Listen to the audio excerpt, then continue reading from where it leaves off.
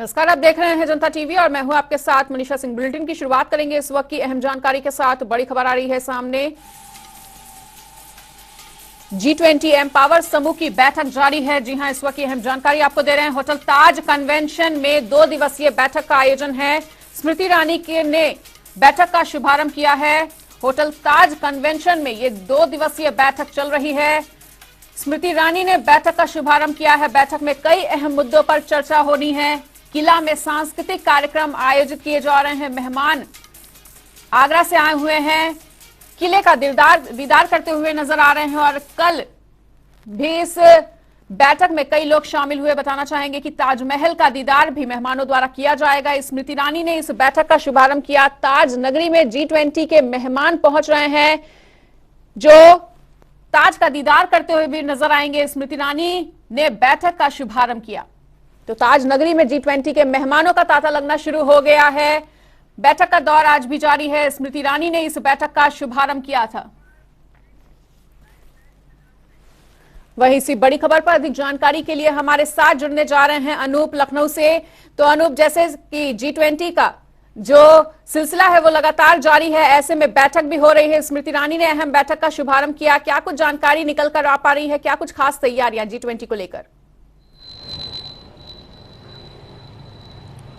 और देखें तो उत्तर प्रदेश में 2 बड़े कार्यक्रम हैं। पहला ग्लोबल इन्वेस्टर समिट 3 दिवसीय कार्यक्रम है जिसकी कल प्रधानमंत्री नरेंद्र मोदी ने शुरुआत की थी। उसके बाद देश दुनिया से तमाम उद्योगपति आए और आप समझिए कि 1 ट्रिलियन इकोनॉमी का लक्ष्य था और 32 लाख करोड़ का लक्ष्य निवेश का जो प्रस्ताव उस पर समझौता हो चुका है। एक ऐतिहासिक दिन चल रहे हैं उत्तर प्रदेश के खास को लेकर के और G20 इसके बाद G20 होने वाला उसकी तैयारी पूरी हो चुकी है। लगातार चाहे वो केंद्रीय मंत्री स्मृति ईरानी की बात करें, बैठक कर उससे पूरा उसका जायजा लिया, या फिर उत्तर प्रदेश में लगातार मंत्री जिले का दौरा कर रहे हैं और उत्तर प्रदेश में 5 बड़े शहरों में G20 का आयोजन होने वाला है। निश्चित रूप से जिस तरीके से देश दुनिया से मेहमान आएंगे उनके रहने की व्यवस्थाओं के साथ साथ उत्तर प्रदेश में जो धरोहर है उत्तर प्रदेश की जो ऐतिहासिक इमारतें हैं उसका भी जो देश दुनिया से आए मेहमान दीदार करेंगे। आज लखनऊ में भी कार्यक्रम रखा गया है कि बड़े इमामबाड़ा और जो रेड एजेंसी है जिसमें अंग्रेजों की सेना यहाँ पर रुका करती थी वो आज भी यहाँ पर वो स्थान है और सुरक्षित उसको भी देखने जाएंगे। तो इस तरीके से तमाम जो ऐतिहासिक इमारत है या फिर उत्तर प्रदेश में राजधानी लखनऊ में आप तमाम जो चौराहे हैं या फिर गलियां हैं उनको सजाया गया है। उसमें सबसे खास बात है कि उत्तर प्रदेश में जो धार्मिक स्थल है उनकी तस्वीरें लगाई गई हैं। यानी उत्तर प्रदेश की राजधानी में आपको उत्तर प्रदेश की हर वो बड़ी चीज आपको नजर आ जाएगी जो एक ऐतिहासिक है, जो एक धार्मिक है, जो एक आस्था से जुड़ी हुई है। इसी वजह से तमाम जो मेहमान हैं वो इस समय कल से आना जब शुरू हुए थे उसके बाद अब प्रधानमंत्री के उद्बोधन के बाद फिर मेहमान नवाजी के साथ साथ वो उत्तर प्रदेश में तमाम ऐतिहासिक धरोहर देखने के लिए उनका भी समय निर्धारित है। आज का जो कार्यक्रम है वो जो नीदरलैंड से या फिर जर्मनी से या फिर तमाम जो उद्योगपति आए हैं उनके साथ मुख्यमंत्री योगी आदित्यनाथ बात करेंगे और जो उद्योग समझौते पर हस्ताक्षर भी दोनों तरफ से होंगे। तो ये 3 दिन एक ऐतिहासिक क्षण है उत्तर प्रदेश के लिए। बिल्कुल, इस तमाम जानकारी के लिए आपका बहुत बहुत शुक्रिया। और इसी बड़ी खबर पर अधिक जानकारी के लिए ब्रिज किशोर भी हमारे साथ जुड़ने जा रहे हैं आगरा से। तो ब्रिज किशोर, जैसा कि ताज नगरी में मेहमानों का तांता लगा हुआ नजर आ रहा है, G20 की तैयारियां जोरों शोरों से चल रही हैं। आगरा में क्या कुछ व्यवस्थाएं, क्या कुछ तैयारियां? जी, G20 की तैयारी जो है आज होटल ताज कन्वेंशन में वुमेन पावर को लेकर एक मीटिंग हो रही है जिसका शुभारंभ केंद्रीय मंत्री स्मृति ईरानी ने किया है। इस मीटिंग के बाद G20 डेलीगेशन है जो शाम को किला का देखने जाएंगे, वहां सांस्कृतिक कार्यक्रम होंगे और G20 डेलीगेशन का भव्य स्वागत होगा। वहां पुरानी संस्कृति जो भारत की संस्कृति है उसके लेकर एक प्रोग्राम किए गए हैं, लाइट डीजे शो रखे गए हैं जो G20 डेलीगेशन को दिखाया जाएगा।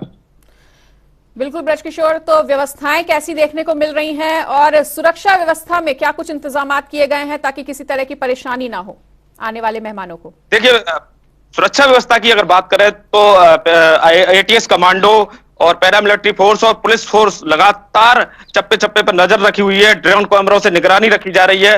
जिन रास्तों से डेलीगेशन गुजरेगा वहां पुलिस बल तैनात कर दिया गया।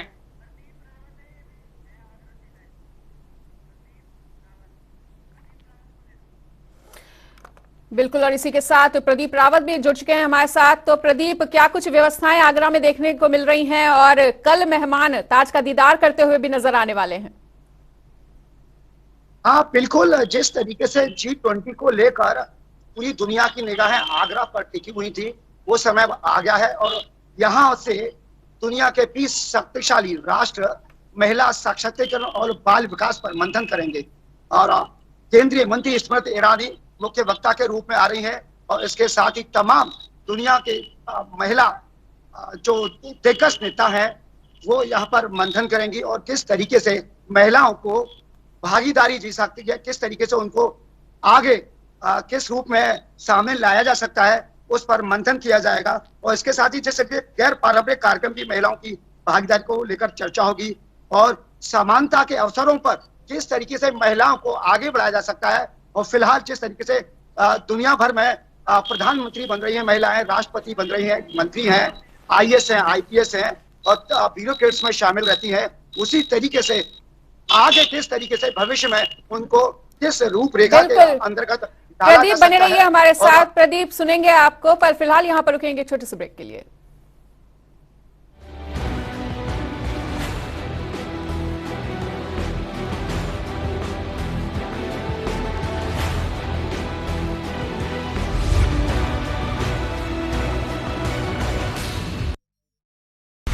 रोटी की कीमत बढ़ी या रूस यूक्रेन युद्ध ने बढ़ाई?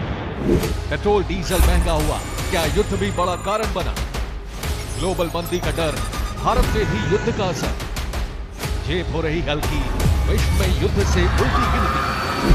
हम दुनिया की खबर दिखाते हैं, फिक्र आपकी, शुरुआत देश की करते हैं। दुनिया को हिंदी में देखने का जरिया एकमात्र global Hindi news channel TV9 Bharatvarsh.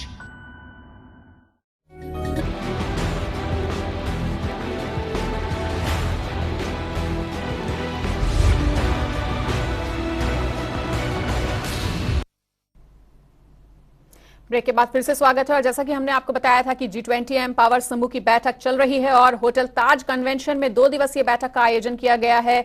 Smriti Irani ने खुद इस बैठक का शुभारंभ किया था। फिर से रुक कर लेते हैं अपने संवाददाता प्रदीप का।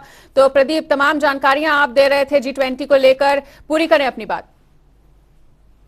देखिए, जिस तरीके से G20 को लेकर पूरी दुनिया की निगाहें भारत पर टिकी हुई है, क्योंकि प्रधानमंत्री नरेंद्र मोदी लगातार दुनिया के एक महाशक्तिशाली नेता के रूप में दिखाई दे रहे हैं और G20 इसमें एक कड़ी है।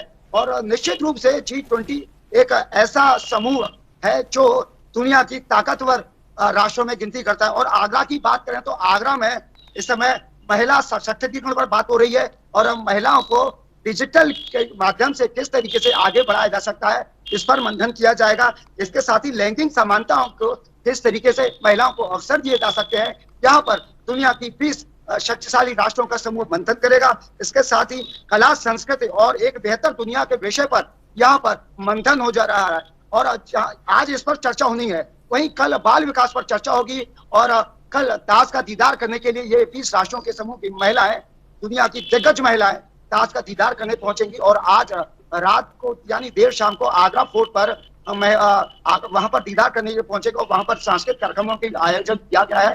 तो सबसे बड़ी बात है, जिस तरीके से G20 की भूमिका दुनिया में आज भारत की तरफ निगाहें गड़ा हुए देख रहा है, तो आने वाले समय में भारत एक महाशक्ति के रूप में उभरता हुआ दिखाई दे रहा है। क्योंकि 1 दिसंबर को भारत के प्रधानमंत्री नरेंद्र मोदी को उसकी अध्यक्षता मिली, उसके बाद पूरी दुनिया की निगाहें भारत पर टिकी हुई हैं और उत्तर प्रदेश के आगरा पहला शहर है जहां से G20 की पहली यहाँ पर समिट हो रही है। यहाँ पर 2 दिनों तक मंथन हो रहा है। उसके बाद ये अन्य शहरों में भी लखनऊ है, गौतम बुद्ध नगर है और वाराणसी है, वहां पर भी ये बैठकों देखने को मिलेगी। और यहाँ पर आज भारतीय संस्कृति के अनुसार उनका शुरुआत की गई, स्मृति ईरानी ने इसकी शुरुआत की और कल यहाँ पर उनका आगरा के जिलाधिकारी नवनीत सिंह चहल और मंडलायुक्त अमित गुप्ता ने भारतीय वेशभूषा अनुसार तिलक लगाकर माला पहनाकर उनका स्वागत किया। आगरा के तमाम आम नागरिकों ने उनका फूल मालाओं के साथ स्वागत किया। और जिस तरीके से महिला सशक्तिकरण को लेकर यहाँ पर मंथन हो रहा है, तो निश्चित तौर पर आने वाले समय में महिलाएं अन्य कार्यों में भी देखी जा सकती हैं। डिजिटलाइजेशन की बात हो और गैर पारंपरिक मुद्दों की बात हो, बिल्कुल, व्यापार ठीक है प्रदीप, इस तमाम जानकारी के लिए आपका बहुत बहुत शुक्रिया। फिर से रुक कर लेते हैं बृजकिशोर का। तो बृजकिशोर, जिस तरह से प्रदीप ने भी ये जानकारी देते हुए बताया कि पूरी दुनिया की निगाहें टिकी हुई है G20 पे, और ऐसे में ये भारत के लिए काफी ज्यादा गौरव की बात हो जाती है G20 की अध्यक्षता मिलने, जिस तरह से अध्यक्षता मिली है। ऐसे में किस तरह से इसे आगे बढ़ाया जा रहा है कि जिस तरह से पूरी दुनिया की निगाहें टिकी हुई हैं, इसमें कुछ कमी ना रहे? देखिए, G20 को लेकर भारत से पूरी दुनिया की नजर टिकी हुई है। दुनिया में एक भारत को पहली बार ऐसे G20 मिला है। उसके बाद आगरा में एक हर्षोल्लास के साथ जिस तरह कल आम जनता ने G20 उनका डेलीगेशन का जो स्वागत किया, वो देखने लायक था। जिस रोडों से गाड़ियां उनकी गुजरी, वहां पुष्प वर्षा की गई, लोगों ने सांस्कृतिक थीम पर उनका स्वागत किया। कई जगह केक काटे गए, केक काटकर उनका स्वागत किया गया। होटल तक उनके कई तरह VIP प्रोग्राम थे, जहां उनका बड़ी भव्य स्वागत किया गया था। बिल्कुल बृजकिशोर, इस तमाम जानकारी के लिए आपका भी बहुत बहुत शुक्रिया। तो जैसा कि G20 की अध्यक्षता मिलना भारत के लिए काफी ज्यादा गौरव की बात है, और इसमें किसी तरह की कोई कमी ना रहे, इसके लिए सरकार द्वारा, प्रशासनिक अधिकारियों द्वारा तमाम प्रयास किए जा रहे हैं। होटल ताज कन्वेंशन में 2 दिवसीय बैठक जारी है, जिसका शुभारंभ स्मृति ईरानी ने किया था। वहीं अभी भी तमाम मेहमान आगरा पहुंच रहे हैं और कल ताज का दीदार करते हुए भी नजर आएंगे।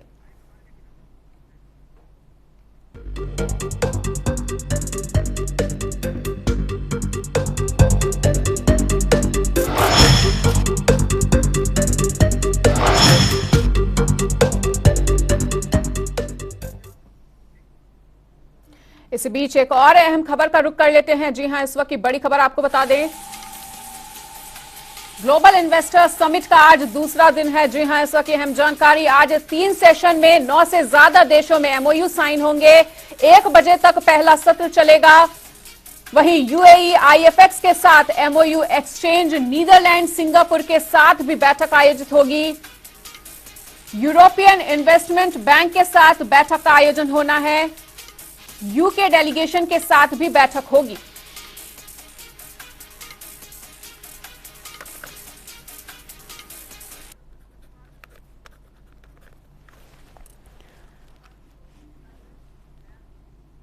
तो दूसरे सत्र में 2 बड़े MOU साइन होंगे। वहीं US ISPF के साथ MOU एक्सचेंज होंगे। इसी बड़ी खबर पर अधिक जानकारी के लिए जया और अनूप हमारे साथ जुड़ने जा रहे हैं। तो आज ग्लोबल इन्वेस्टर समिट का दूसरा दिन है। अनूप, निवेश की दृष्टि से कल क्या कुछ खास देखने को मिला? देखिए, उत्तर प्रदेश में ये 3 दिन बहुत ही ऐतिहासिक हैं, क्योंकि लगातार जिस तरीके से उत्तर प्रदेश में निवेश को लेकर उत्तर प्रदेश सरकार ने प्रयास किए हैं। पहले उनकी जो मंत्री की जो कैबिनेट मंत्री थी, वो विदेश दौरे पर गए थे। आपने देखा होगा किस तरीके से वहां पर उद्योगपतियों से मुलाकात की, और सबसे बड़ी बात है कि उद्योगपतियों ने उत्तर प्रदेश के लिए रुझान भी किए हैं। यही वजह है कि 1 ट्रिलियन इकोनॉमी का उत्तर प्रदेश का लक्ष्य था, और आज की अगर बात करें तो 32 लाख करोड़ रुपए का निवेश उत्तर प्रदेश में समझौता हो चुका है। तो ये एक बहुत बड़ी उपलब्धि है, और जब ये समझौता जब धरातल पर उतरेगा तो मीनाक्षी, आप समझ सकती हैं कि उत्तर प्रदेश में किस तरीके से विकास की गंगा बहेगी। और सबसे बड़ा जो उद्देश्य उत्तर प्रदेश सरकार का है कि रोजगार उत्तर प्रदेश के लोगों को यही रोजगार मिले, और जो यूथ है जिसकी हमेशा से शिकायत रहती है, हमेशा एक प्रयास रहता है और कि उत्तर प्रदेश में रोजगार कम है या वो उत्तर प्रदेश से बाहर जाते हैं रोजगार के लिए। अब अगर ये धरातल पर इतनी योजनाएं उतर आएंगी तो निश्चित रूप से उत्तर प्रदेश में ही रोजगार, उत्तर प्रदेश के साथ साथ अन्य जो प्रदेशों के भी यूथ हैं उनको भी उत्तर प्रदेश में रोजगार मिलेगा। ये कल प्रधानमंत्री जब नरेंद्र मोदी आप संबोधन कर रहे थे तो उस समय उत्तर प्रदेश को लेकर उन्होंने कहा कि उत्तर प्रदेश बदल चुका है, और सबसे बड़ा जो कारण है वो कानून व्यवस्था है, क्योंकि उद्योग लगाने के लिए सबसे अहम बात कानून व्यवस्था की होती है, बिजली की होती है, सड़क की होती है, पानी की होती है। ऐसे में उत्तर प्रदेश दिन पर दिन नई तरक्की की ऊंचाई पर बढ़ रहा है। आज जो तमाम देश दुनिया से उद्योगपति आए हैं उनके साथ पहली बैठक होगी, उसके बाद मुख्यमंत्री उसमें शामिल होंगे। 2 बजे के बाद जो केंद्रीय सड़क परिवहन मंत्री नितिन गडकरी यहां पर पहुंचेंगे, उनके साथ जो तमाम जो निवेशक है उनके साथ बैठेंगे। और लगातार जिस तरीके से 3 दिनों तक ये कार्यक्रम चलने वाला है, उत्तर प्रदेश के लिए एक बहुत बड़ी उपलब्धि हासिल करने वाला है, और खासकर उत्तर प्रदेश का एक नया इतिहास लिखेगा विकास को लेकर भी। और आज 3 दिनों को लेकर जिस तरीके से मेहमान तमाम देश दुनिया से आए हैं वो उत्तर प्रदेश में है, उनको स्वागत के लिए भी लगातार उत्तर प्रदेश सरकार प्रयास कर रही है। बिल्कुल अनूप, सुनेंगे आपको। जया का भी रुख कर लेते हैं। तो जया, रोजगार की दृष्टि से निवेशकों का क्या कुछ राय रहा यूपी को लेकर, और किस सेक्टर की ओर निवेशकों का रुख ज्यादा देखने को मिला? देखिए मनीषा, आज जो लखनऊ का जो दृश्य है वो काफी रोचक है, क्योंकि लगातार 3 दिवसीय यहाँ पे ग्लोबल इन्वेस्टर समिट चल रहा है। आपने देखा कि देश के प्रधानमंत्री नरेंद्र मोदी ने कैसे आगाज किया, और उनका आगाज आपने सुना होगा कि उन्होंने कहा कि 6 साल के पिछले 6 साल को देखा जाए तो डंके के चोट पर उत्तर प्रदेश की सरकार ने नई सरकार ने अपनी पहचान स्थापित की है। ऐसे में उत्तर प्रदेश की सरकार का लगातार दावा है कि हम रिफॉर्म पे काम कर रहे हैं, इसके मूल मंत्र को लेकर चल रहे हैं। आपने देखा कि कल ग्लोबल इन्वेस्टर में 5 गुना ज्यादा, उम्मीद से 5 गुना ज्यादा, यानी 25 लाख करोड़ का यहाँ पे निवेश हुआ। अलग अलग क्षेत्र है, यानी पश्चिमी क्षेत्र हो, पूर्वी क्षेत्र हो, मध्यांचल हो, बुंदेलखंड हो। खासतौर पर देखा जाए तो बुंदेलखंड और पश्चिम क्षेत्र में, क्योंकि आर्थिक रूप से पिछड़े होते हैं, विकास की दृष्टि से भी देखा जाए तो ये पीछा है। लेकिन देखा जाए सबसे बड़ी बात जो है पश्चिम क्षेत्र को लेकर चला जाए तो पश्चिम क्षेत्र में 45%, यानी कि 17 लाख करोड़ से ज्यादा का वहाँ पे निवेश किया गया। पूर्वांचल क्षेत्र में पिछड़ा माना जाता है, वहाँ पे भी 9 लाख करोड़ का वहाँ पे निवेश किया गया। बुंदेलखंड हो या फिर मध्यांचल हो, यहाँ पे भी लंबे तादाद में यहाँ पे देखने को मिला कि निवेशकों का रुझान देखा।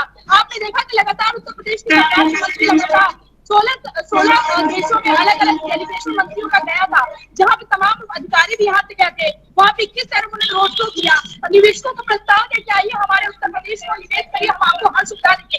सबसे बड़ी बात है क्या दूसरा सत्र है और दूसरा आज दिन है ग्लोबल इन्वेस्टर का, जिसमें 13 सत्र आयोजित किए जाएंगे, जिसमें की लगातार उत्तर प्रदेश के मुख्यमंत्री है जो रीजनल पार्टनर कंट्री सेशन के साथ मुखातिब हो गए। तो दूसरे मंत्री है जयवीर सिंह, पर्यटन मंत्री है, वो जापान का पार्टनर कंट्री सेशन के साथ बातचीत करेंगे। तीसरे मंत्री है राकेश सचान, जो कि उनका विशेष है अगर योगदान देखा जाए, क्योंकि औद्योगिक विकास मंत्री है, से उनका बातचीत और वो कैसे बातचीत करते हैं, क्या कहते हैं और किस तरीके का चर्चा रहती है, तो वो भी उनका जो है यूएई के साथ पार्टनर कंट्री सेशन होगा। लगातार देखा जाए कि केंद्रीय मंत्री वीरेंद्र कुमार है, उनकी भी बातचीत होगी, जो की के साथ बातचीत की जाएगी। ये तमाम मंत्री हैं, दूसरा सत्र आयोजन का मुख्यमंत्री भी उसमें शामिल हो गए। तो आज बहुत सबकी निगाहें बनी हुई है कि जिस तरीके से लगातार उत्तर प्रदेश की सरकार डंके की चोट पे करी है कि निवेशकों के लिए हमने जो माहौल दिया है, मुक्त कानून की व्यवस्था जो सुरक्षित है, क्योंकि देखना होगा परीक्षा की जो भी निवेशक जो आते हैं, सबसे बड़ी बात होती है कि निवेशक उसी राज्य में निवेश करने के लिए उत्साहित होते हैं जहाँ की कानून व्यवस्था बेहतर हो, जहाँ की फाइनेंस की सुविधा बेहतर हो, जहाँ की सरकार वहाँ उसके साथ सामंजस्य के साथ स्थापित करे, जहाँ की पारदर्शिता के साथ वहाँ की गुड गवर्नेंस काम करे, जहाँ पे सबसे बड़ी बात है कि जहाँ की सरकार वहाँ पे त्वरित निर्णय लेने के लिए आजाद हो, निवेशकों का निवेश के साथ निवेशक की सुरक्षा भी हो। ये सबसे बड़ी मूल चीजें होती हैं, क्योंकि आप पिछले सालों में चाहे 2014-2017 से पहले उत्तर प्रदेश की सरकार का एक निवेशकों के प्रति जो रुझान था, इतिहास में आप जाइए देखिए किस तरीके का निवेश हुआ था, किसी तरीके का निवेश नहीं होता था। और जब भी होता था, देखा आपने मंत्री साहब भी साफ तौर पर कहें कि जब भी उत्तर प्रदेश में ग्लोबल इन्वेस्टर के लिए जब इन्वेस्टर समिट होता था तो दिल्ली में इन्वेस्टर समिट का आयोजन किया जाता था, राज्य लखनऊ में। लेकिन उत्तर प्रदेश की सरकार और योगी आदित्यनाथ को बड़े फैसले लेने के लिए जाना जाता है, और इसी का आज जो दृश्य है हमें देखने को मिल रहा है। कानून व्यवस्था बेहतर है, पारदर्शिता के साथ सरकार काम करी है और निवेशकों को सुरक्षा भी मुहैया करा रही है। तो ऐसे में आप देख सकते हैं उत्तर प्रदेश की सरकार की लगातार दावा है कि जो 32 लाख करोड़ से ज्यादा का निवेश हुआ है, उसमें 92 लाख से बढ़े बेहतर, वहाँ 92 लाख से अधिक यहाँ पे रोजगार मिलेगा। क्योंकि देखिए बिल्कुल अनूप और जया, इस तमाम जानकारी के लिए आप दोनों का ही बहुत बहुत शुक्रिया। तो ग्लोबल इन्वेस्टर समिट का आज दूसरा दिन है, तमाम निवेशक इस समिट में पहुंचे हैं और कौन कौन से सेक्टर में कितना निवेश हुआ है इसकी तमाम जानकारी अभी हमारे सहयोगियों ने दी। वहीं आज दूसरा दिन, इसी बीच एक और बड़ी खबर आ रही है सामने, बड़ी खबर का रुख कर लेते हैं इस वक्त की अहम जानकारी। एक और बड़ी खबर सामने आ रही है, अब्बास अंसारी की पत्नी निस्बत हिरासत में ले ली गई है। जी हां, अब्बास अंसारी से मुलाकात करने पहुंची थी पत्नी। चित्रकूट जेल में बंद है विधायक अब्बास अंसारी, जिनकी पत्नी को अब हिरासत में ले लिया गया है। डिप्टी जेलर के एक कमरे में हो रही थी मुलाकात। इसी बड़ी खबर पर अधिक जानकारी के लिए हमारे साथ संजय साहू भी जुड़ चुके हैं। तो संजय, अब्बास की अब पत्नी को भी हिरासत में ले लिया गया है, जेल प्रशासन पूरी तरह से शिकंजा कसता हुआ।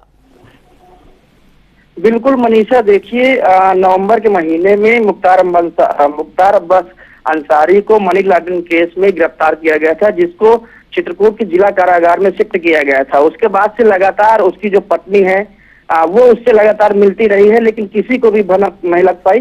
खास बात तो ये है कि यहाँ पर सीसीटीवी कैमरे हैं, सरकारी ऑफिशियल रिकॉर्ड है, उसमें भी उसकी पत्नी का कोई जिक्र नहीं है। अचानक डीएम और एसपी छापेमारी करते हैं और जो जिला वो अधीक्षक का कार्यालय है जिला कारागार के, उसके जस्ट बगल वाले कमरे में दोनों जब मिल रहे होते हैं, उसी टाइम एसपी और डीएम वहां पहुंचते हैं और उनको धर दबोचते हैं। फिलहाल पत्नी को कहा जी बिल्कुल, इस तमाम जानकारी के लिए आपका संजय बहुत बहुत शुक्रिया। तो लापरवाही पर जेल कर्मियों पर भी मुकदमा दर्ज किया गया है और जेल प्रशासन ने दर्ज करवाया है मुकदमा। इसी बीच एक और बड़ी जानकारी का रुख कर इस वक्त की अहम जानकारी, नकल रोधी कानून के अध्यादेश को मंजूरी मिल चुकी है। जी हां, प्रदेश में लागू हुआ है नकल रोधी कानून। इस वक्त की अहम जानकारी, सरकार ने राजभवन को भेजा था प्रस्ताव, नकल रोधी कानून जैसा कि लागू हुआ था उसे अब मंजूरी मिल चुकी है। नकल रोधी कानून के अध्यादेश को मंजूरी मिलती हुई। इसी बड़ी खबर पर अधिक जानकारी के लिए अनिल हमारे साथ जुड़ चुके हैं, तो अजीत हमारे साथ फिर से जुड़ चुके हैं। तो अजीत, नकल रोधी कानून के अध्यादेश को मंजूरी मिलते हुए जिस तरह से लगातार छात्र प्रदर्शन कर रहे थे, ऐसे में अब क्या कुछ तस्वीर बदलती हुई नजर आ सकती है? बिल्कुल, अगर उत्तराखंड की बात की जाए तो सबसे बड़ी खबर है कि उत्तराखंड में नकल विरोधी कानून यहां पर लागू हो गया है। देर रात को राजभवन से मंजूरी मिलने के साथ ही ये पूरे प्रदेश में लागू हो चुका है। तो जिसके बाद जो एक सबसे बड़ी खबर यह है कि कल यानी 12 फरवरी को राजधानी देहरादून समेत तमाम प्रदेश के इलाकों में पटवारी लेखपाल भर्ती परीक्षा होने जा रही है, वो भी इसकी जद में आ चुकी है। और इसके चलते ही तमाम जो बेरोजगार थे वो पिछले 3 दिनों से राजधानी देहरादून में धरना प्रदर्शन कर रहे थे। उनकी जो प्रमुख मांग थी वो यही थी कि नकल विरोधी कानून लागू होने के बाद ही तमाम परीक्षाएं संपन्न कराई जाए। तो एक ये बड़ा फैसला हुआ है, जो 3 दिन पहले सरकार की तरफ से राजभवन को प्रस्ताव भेजा गया था, उसको तत्काल 24 घंटे के भीतर राजभवन से मंजूरी मिल चुकी है और नकल विरोधी कानून अब प्रदेश में लागू हो चुका है। तो साफ है कि आने वाले दिनों में यानी कल से जो भी परीक्षा उत्तराखंड प्रदेश में आयोजित होंगी वो सब इसके दायरे में आएंगे और कड़े प्रावधान इस कानून में रखे गए हैं। सीधे तौर पर उम्र कैद तक की सजा है तो 10 करोड़ तक का जुर्माना है। तो कहीं ना कहीं सख्ताई इसमें सरकार ने लाई है और इसके जद में सारी परीक्षाएं उत्तराखंड की आ चुकी हैं। बिल्कुल अजीत, इस तमाम जानकारी के लिए आपका बहुत बहुत शुक्रिया। तो सरकार ने राजभवन को प्रस्ताव भेजा था जिसको अब मंजूरी फिलहाल मिल चुकी है। यहां पर रुकेंगे छोटे से ब्रेक के लिए। खबरों का सिलसिला लगातार जारी है, देखते रहिए जनता टीवी।